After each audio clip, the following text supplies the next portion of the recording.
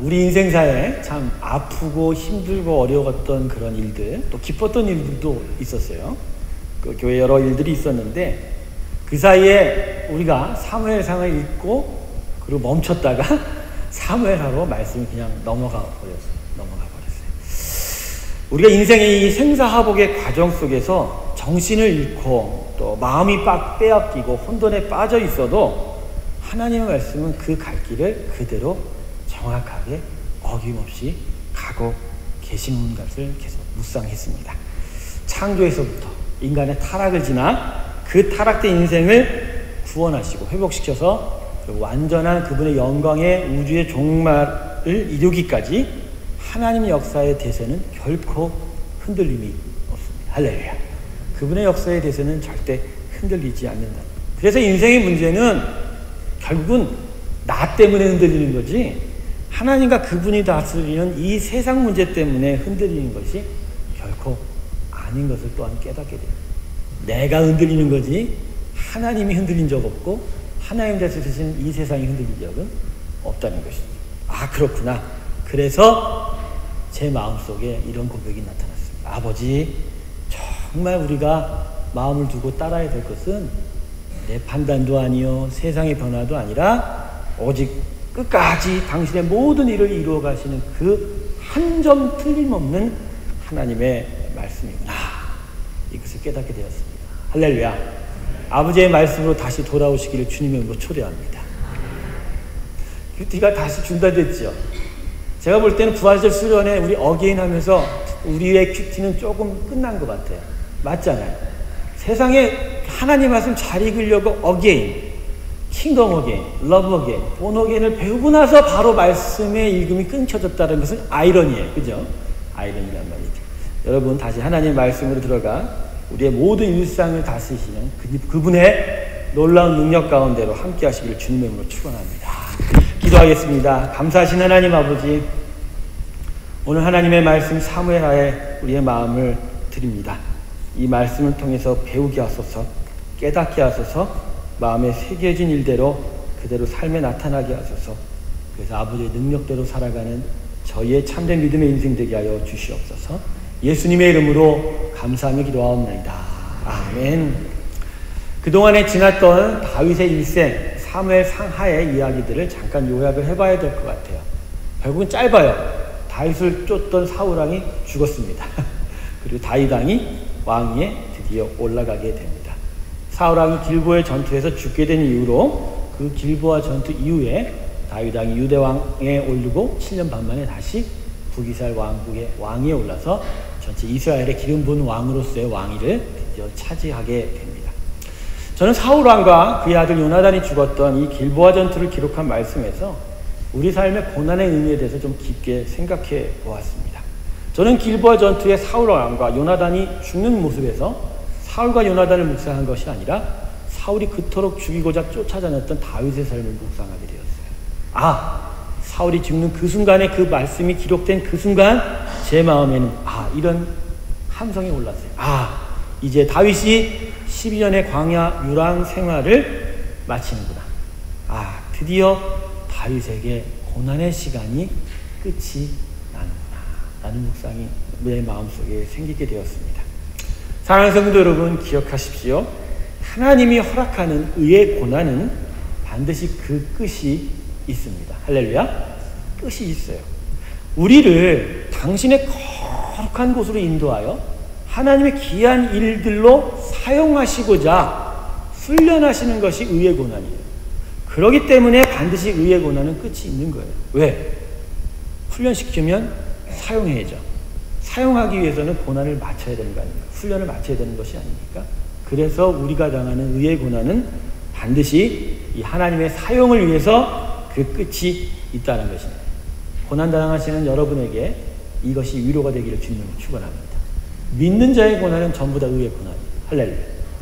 여러분이 암만 악해서 당하는 고난이라 할지라도 그것을 하나님이 선하게 역사하셔서 의의 고난 삼으십니다. 할렐루야. 그러기에 고난 앞에서 쪼그라들지 마시고 끝이 있음을 바라보며 오히려 그 끝 위에 정금과 같이 나오는 것을 믿음으로 바라볼 때 여러분은 이미 그 고난 속에서 하나님의 능력을 체험하고 평강 속에 사는 자가 될 줄로 믿습니다. 할렐루야. 그렇죠. 그런데 이 의의 고난이 아닌 끝까지 하나님을 찾지 않은 것으로 야기되는 고통이 있다는 거예요. 우리 안에 그런 고통도 또한 존재해요. 근데 이 고통은 끝이 없어요. 의의 고난은 끝이 있지만 이 하나님을 찾지 않아서 시작되는 고통은 끝이 없다는 거죠. 여러분, 이 고통을 흔히 가리켜서 우리가 지옥이라고 말할 수 있는 것입니다. 여러분, 지옥은 죽은 다음에는 오는 것으로 알고 있죠? 아닙니다. 지금 우리 인생 가운데도 찾아올 수 있습니다. 하나님을 찾지 않아서, 하나님을 멸시하여서, 그래서 하나님이 우리에게 주시는 고통이 있다라는 것이죠. 이 고통은 끝이 없어요. 단 여기에서만큼은 빠져나올 길이 딱 한 가지 있는데 그건 뭐죠?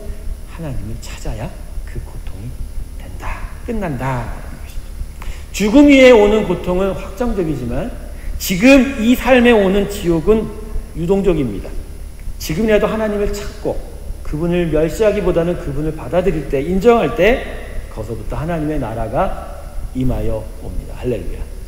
그래서 오늘 혹시나 마음에 하나님 무시하거나 멸시하시는 분이 계시다면 이 시간에 하나님을 찾으십시오. 하나님의 이름을 부르십시오. 그분께서 여러분의 모든 것을 용서하시고 오히려 여러분을 복된 너무나도 거룩한 자의 자리로 세우게 될 때입니다. 세우게 될 줄로 믿습니다. 그런데 문제는 이 하나님을 찾지 못하여 이 하나님이 허락하시는 고통이 있을 때 이 고통이 우리가 생각하는 고통의 모습과 같지 않을 때가 너무 많다라는 거예요. 우리가 생각하는 고통은 뭐죠? 일종의 아픔, 슬픔, 애통함이잖아요. 그죠? 근데요, 이 하나님을 찾지 않을 때 나타나는 고통은 이런 고통이에요.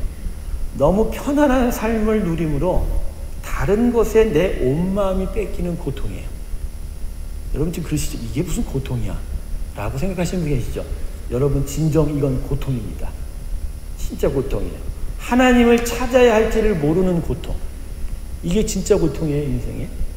너무 바쁜 삶을 누림으로 도대체 내 자신의 마음에 여유를 가지지 못하는 고통도 있어요. 그래서 하나님을 만날 시간을 얻지 못하는 고통.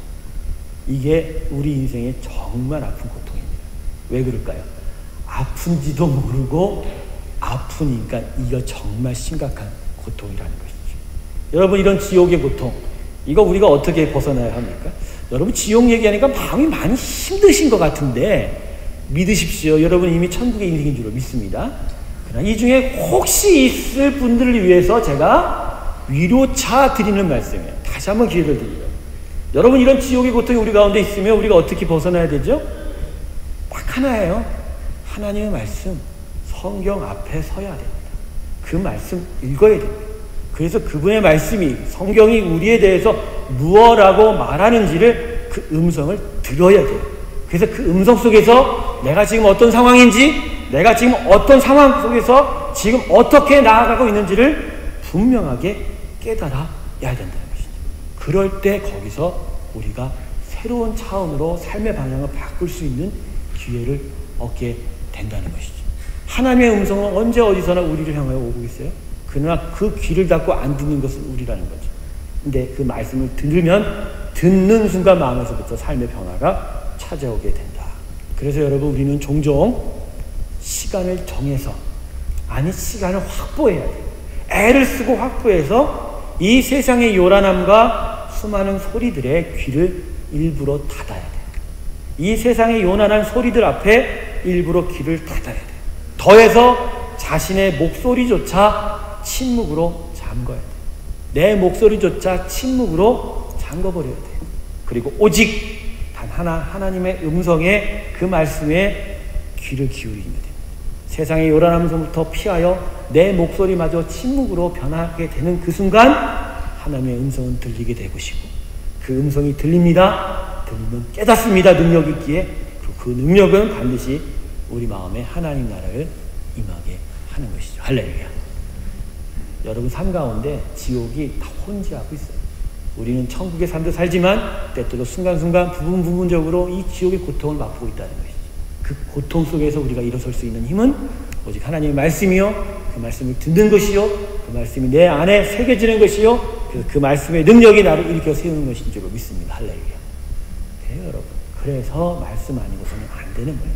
그래서 솔라 스크립추라 종교개혁자들이 첫 번째 외친 종교개혁의 첫 번째 표어가 뭐죠? 오직 말씀. 솔라 스크립추라, 솔라 그라시아.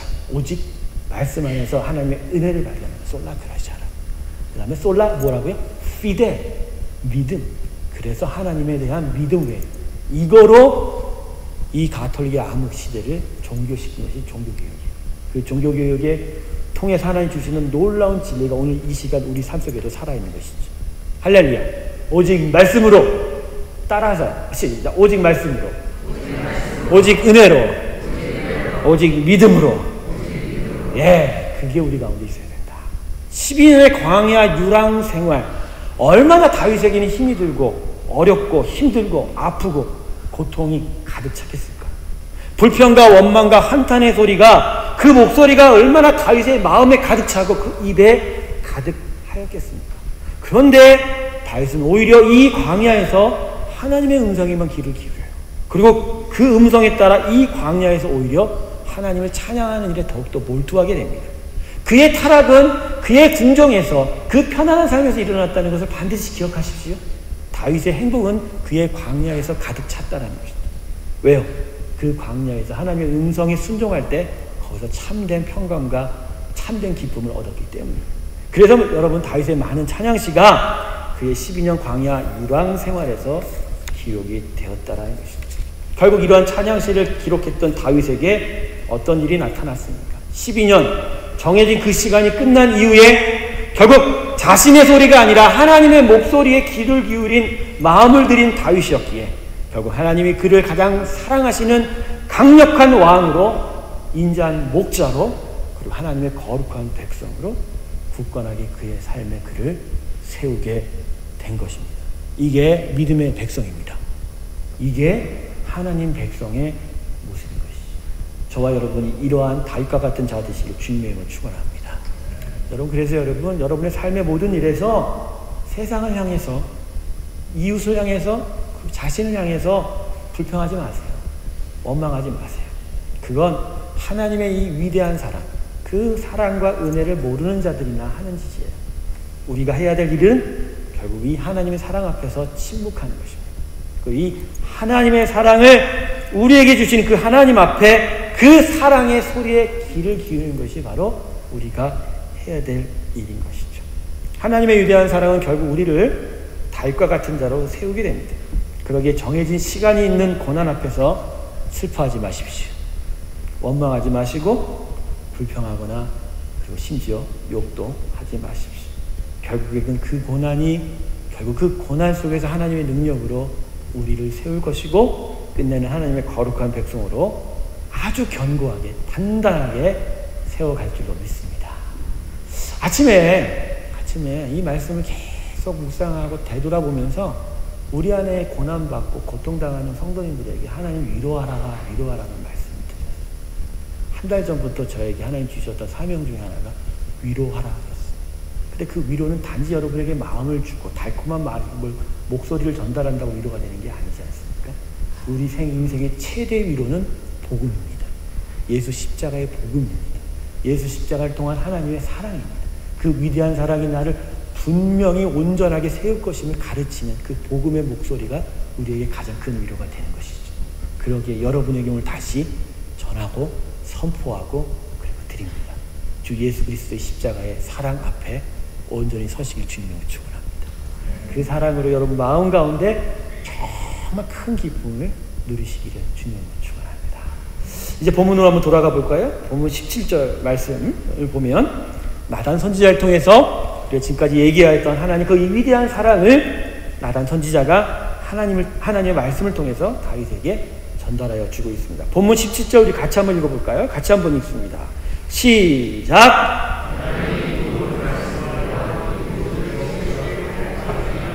다윗에게 고하니라. 여러분, 이 나단이 고했던, 다윗에게 말하였던 이 모든 말씀과 모든 묵시는 사무엘하 7장 5절부터 욕 전절까지 16절까지의 하나님의 말씀을 가리켜요. 하나님이 이 말씀을 가리켜서 우리는 흔히 다윗 언약이라고 이야기합니다. 다윗을 너무 사랑하셨어요. 그 다윗을 위해서 하나님이 일방적으로 약속하신 거예요. 영원토록 약속하신 거예요. 내가 너에게 이러한 것들을 이루어 주겠다. 이 일방적인 언약은 다윗이 아무리 잘못을 하고 아무리 흉악한 범죄를 저질러도 취소가 되는 게 아니에요. 하나님은 당신이 해야 될 일들을 끝까지 지키는 약속이 바로 일방적인 약속인 것입니다. 십자가 예수 그리스도의 구원의 약속은 일방적인 것입니다. 할렐루야. 우리가 아무리 죄가 흉악하더라도 그 죄 때문에 취소되는 게 아닌 십자가의 구원은 바로 이 일방적인 언약이다라는 것이죠. 엄청난 하나님의 축복이죠. 내가 범죄하고 또 범죄하고 심지어 하나님을 멸시해도 하나님은 그것에서 개의치 않고 다윗을 축복하시겠다라고 말씀하신 거예요. 자, 이 언약으로 다윗은 다음과 같은 축복을 누리게 되는데 사무엘하 7장 5절부터 16절까지 읽어보신 분은 이 다윗 언약의 세 가지를 기억하실 것입니다. 다윗 언약의 세 가지는 이거예요. 첫 번째, 너를 세상에 나 여호와가 동행하는 왕으로 견고하게 세우겠다. 그러니까 사울과 같이 자기 멋대로 하는 왕이 아니라 하나님이 동행하셔서 통치하시는 왕으로 견고하게 세우겠다. 견고하게 왕으로 세우니 견고하게 심겨질 땅도 주고 기업도 주시는 것이죠. 여러분, 이것이 바로 우리가 하나님 안에서 정말 하나님이 주시는 물질의 축복, 삶의 여러 가지 축복, 기업의 축복, 그죠? 생명, 그다음에 여러 가지 풍성한 축복까지도 이야기하는 것이죠. 두 번째 다윗 언약은 너만이 아니라 너의 후손들도 똑같이 축복하겠다라는 것이죠. 그래서 너도 왕이지만 너의 후손으로 이루어질 그 왕조를 내가 끝까지 보존하리라라고 말씀하신 것이죠. 그래서 북이스라엘 왕국은 나중에 솔로몬 다음에 분열이 되죠. 여러 왕조가 바뀌지만 남유다 왕국은 오직 다윗의 혈통으로만 왕조가 세워지고, 더 중요한 약속은 뭐냐면 결국 이 다윗의 후손으로 오신 예수 그리스도가 우리의 왕이 되시고 그분의 나라가 지금껏 영원히 세워져 가고 있다는 것이죠. 할렐루야. 하나님은 신실하십니다. 허언이 없으세요. 한 점 틀리게 얘기하지 않으십니다. 한 번 뱉으신 모든 말씀은 그대로 지키십니다. 할렐루야.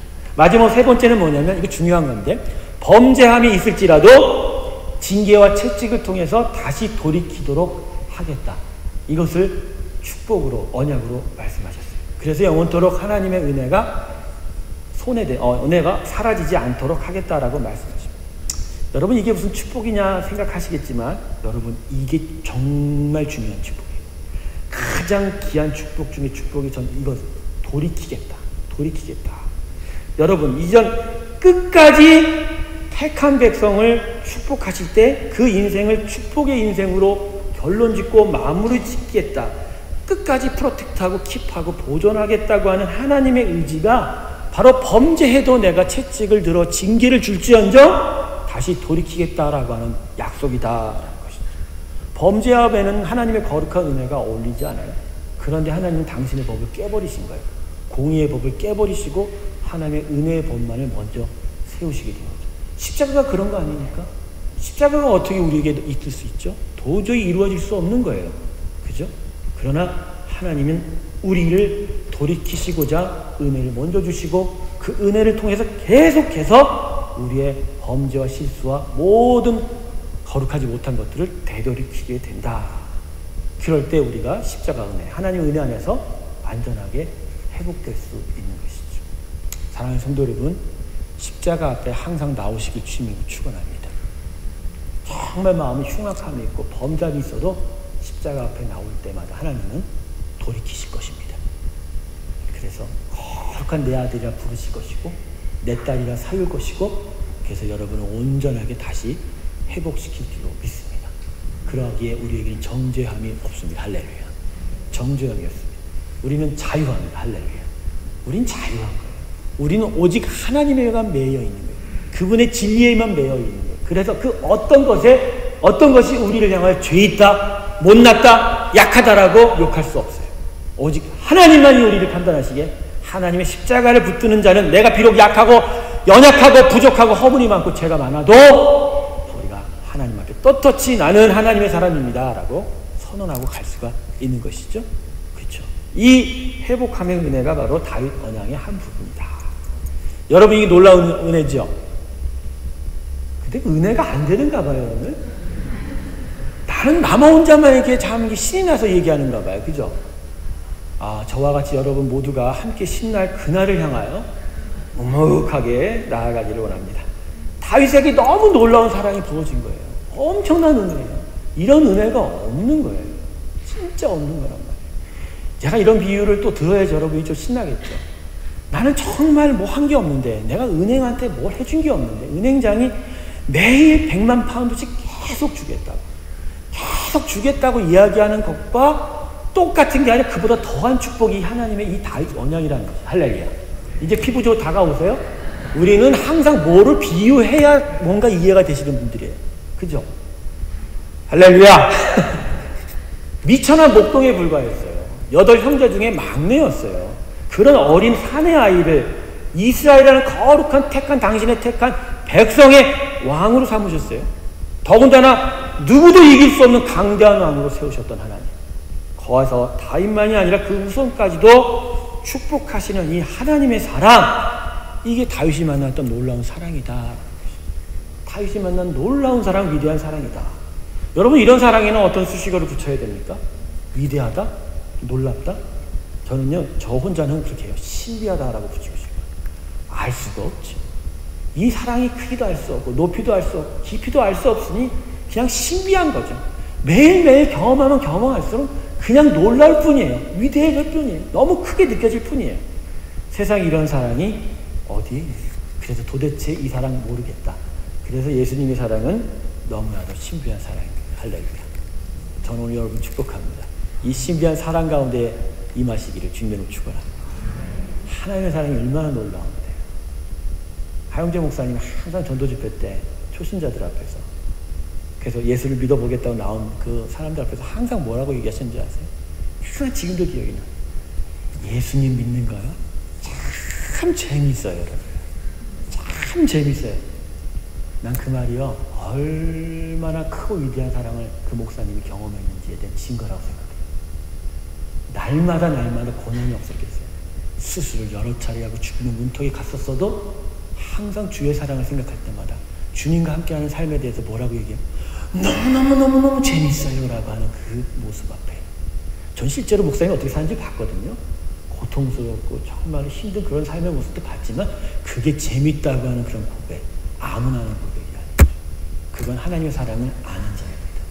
저는 여러분 모두가 입술에서 언제 어느 순간이라도 정말 예수님 때문에 행복해요, 예수님 때문에 재밌어요 라고 입에서 그 말이 결코 떨어질래야 떨어질 수 없는 사람 되시길 주님이 못 치거나, 그런 사람 되고 싶으시죠? 사람 될지어다. 그런 인생입니다. 할렐루야. 할렐루야. 그렇죠. 우리가 그런 인생이 되는 것이죠. 여러분, 이 위대한 하나님의 사랑 앞에 우리는 다윗과 같이 지금 서 있습니다. 왕 같은 제사장입니다. 거룩한 나라로 견고하게 세워져 있습니다. 믿으십시오. 그리고 이 축복은 우리만이 아니라 우리로부터 시작되는 우리의 모든 믿음의 자녀들에게 계속하여 이어질 것입니다. 할렐루야.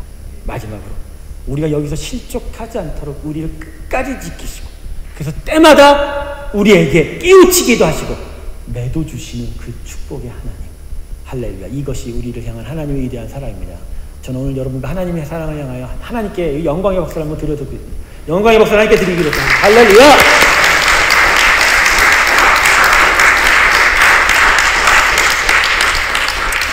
여러분, 참 많이 박수 치는 인생 아닙니까, 여러분? 그러나 정말 하나님께 박수 치는 적이 몇 번이나 계세요? 한 달에 몇 번 계세요? 한 달에 몇 번 계세요? 저 솔직히 일주일에 한 번은 쳐요. 우리 하나님. 매일 하나님께 박수 치는 인생 되시기를 소망합니다. 할렐루야.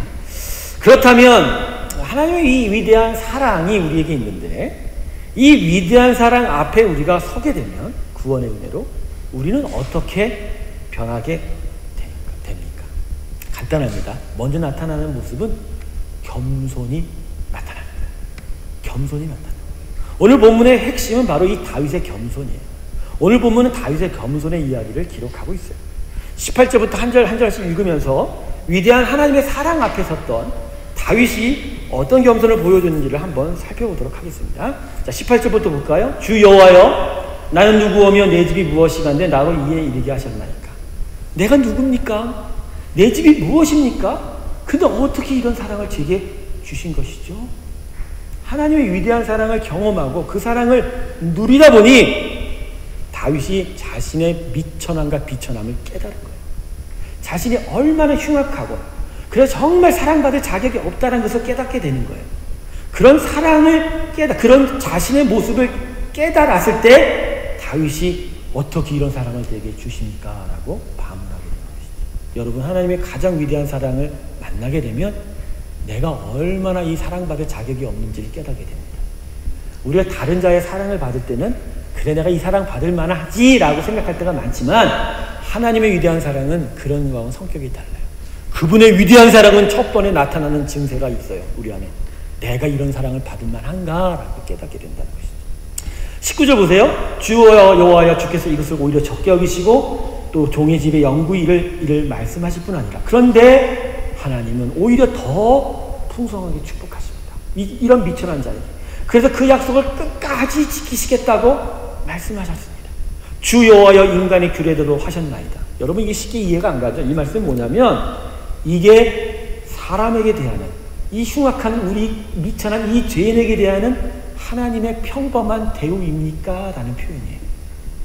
지금 무슨 얘기하는 거예요?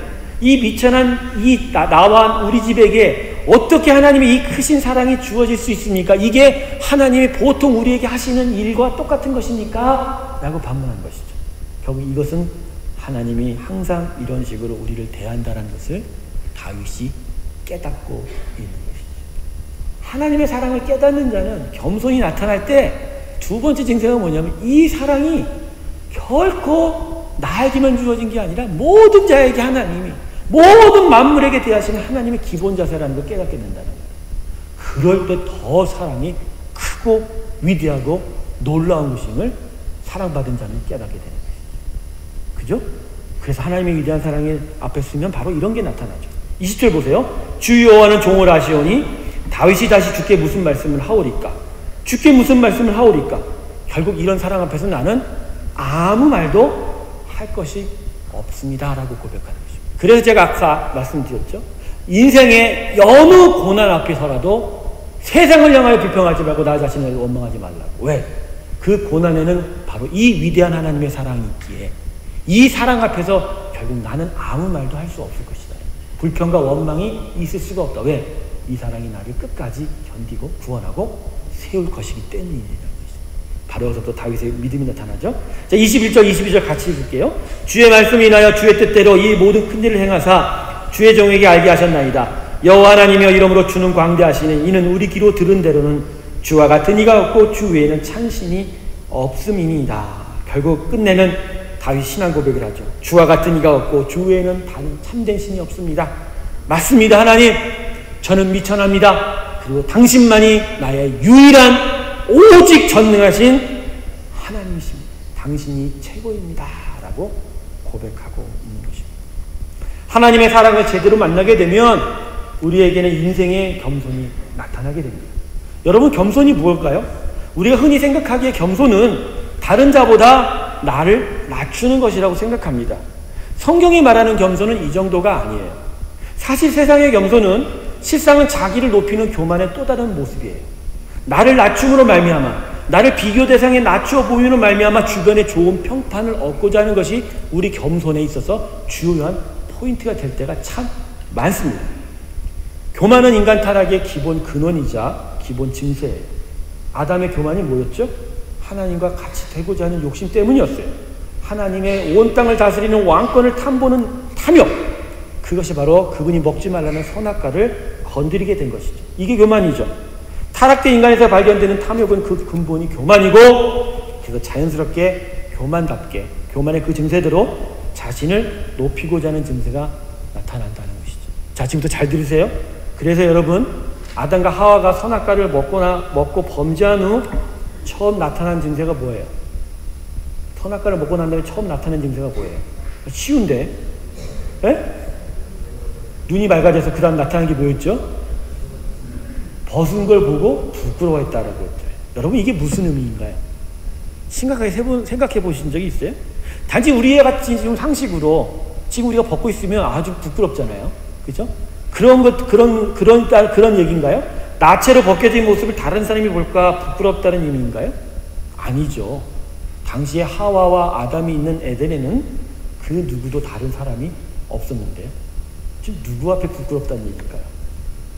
이것은요, 선악과를 먹음으로 자신의 낮고 천함을 발견한 것, 그 발견한 것에 대한 반응이라는 거예요. 에덴의 모든 피조물에 대하여 심지어 하나님에 대해서도 자신의 낮고 천한 모습을 통하여 부끄러움을 느끼게 되었다는 거죠. 뭐 때문에? 선악과 때문에. 교만. 그 교만 때문에 이런 증세가 나타났다. 자신의 미천함을 보고 느꼈다라는 것은, 부끄러움을 느꼈다는 것은 아담과 하와가 다른 높고 거룩한 것에 대하여 자신을 비교했다는 얘기예요. 그죠? 그러니까 교만이죠. 다른 존재에 자신을 비교했다는 것은 그 마음에 그것과 같이 되고자 하는 교만이 나타났다는 이야기. 인간에게 겸손은 교만에 대한 상대 개념일 뿐이에요. 상대 개념일 뿐. 타락 이전에 아담은 교만도 없었고 겸손도 없었어요. 그저 하나님의 사랑 안에서 하나님에게 속한 존재로 하나님의 뜻에 따르는 삶으로 그냥 그게 마냥 행복하고 그래서 그게 마냥 기뻐서 다른 존재와 나의 삶을 비교할 이유도 없고 자기의 미천함에 실망할 이유도 없었던 거예요.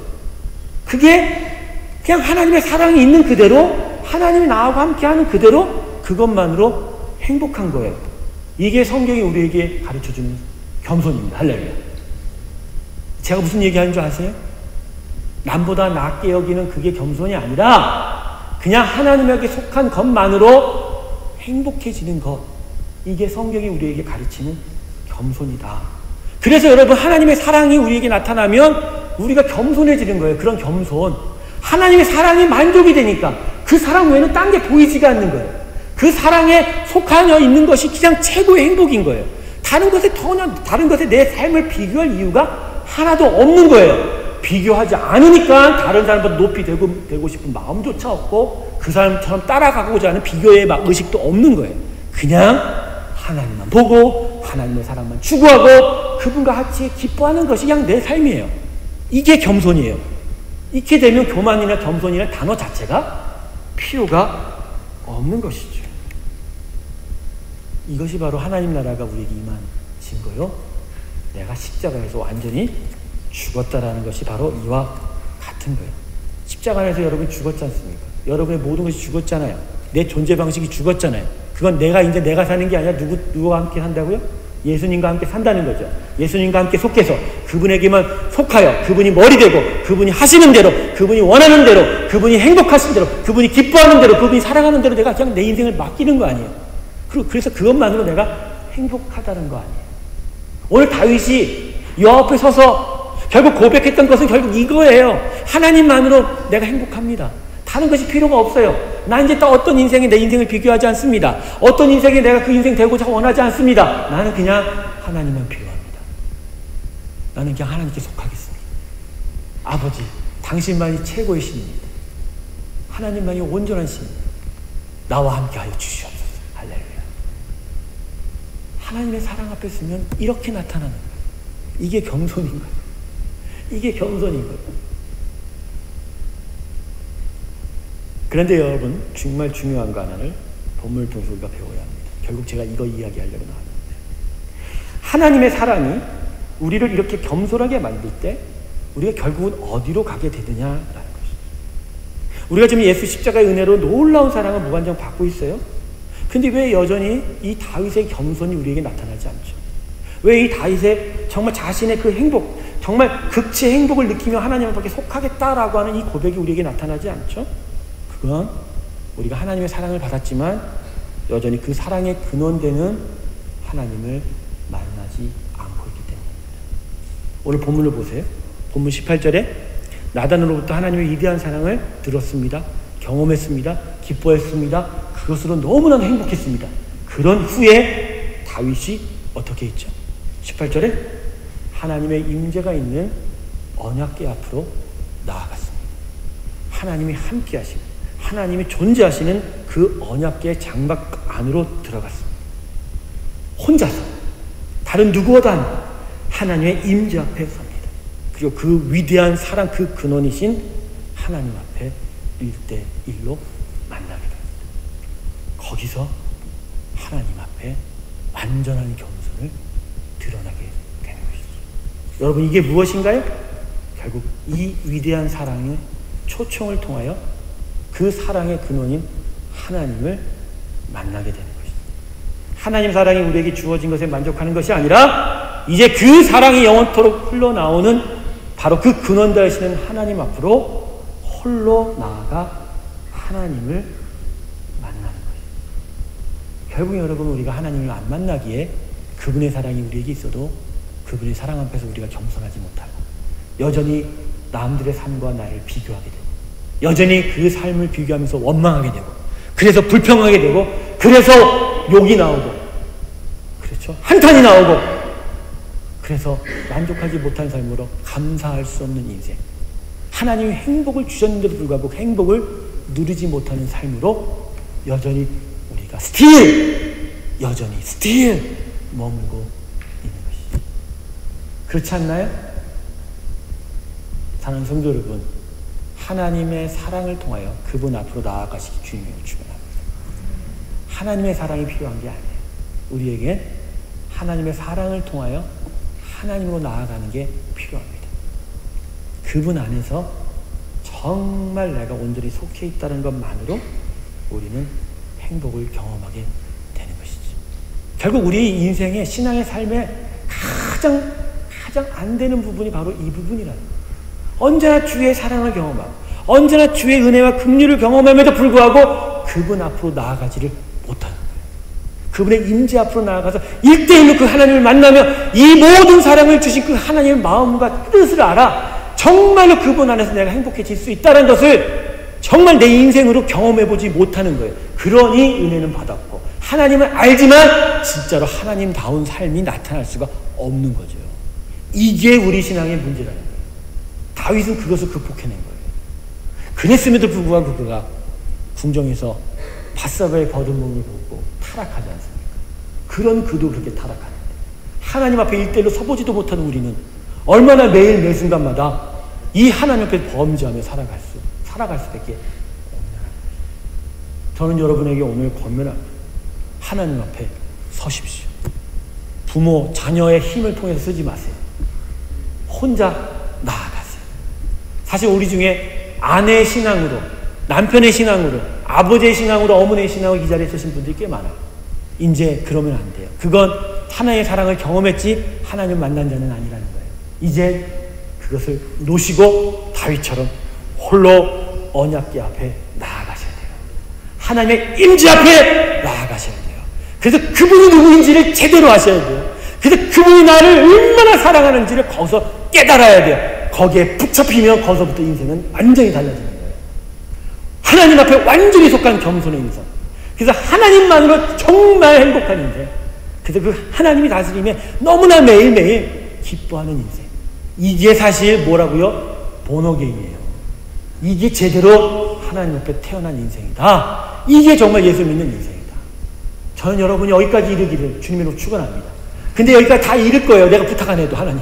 왜? 장성한 그리스도의 분량 인격에 이르기까지 우리를 끝까지 끌어다시는 하나님이시기에 그러게 그분이 때때로 여러분에게 채찍을 가해도 감사의 마음을 가지십시오.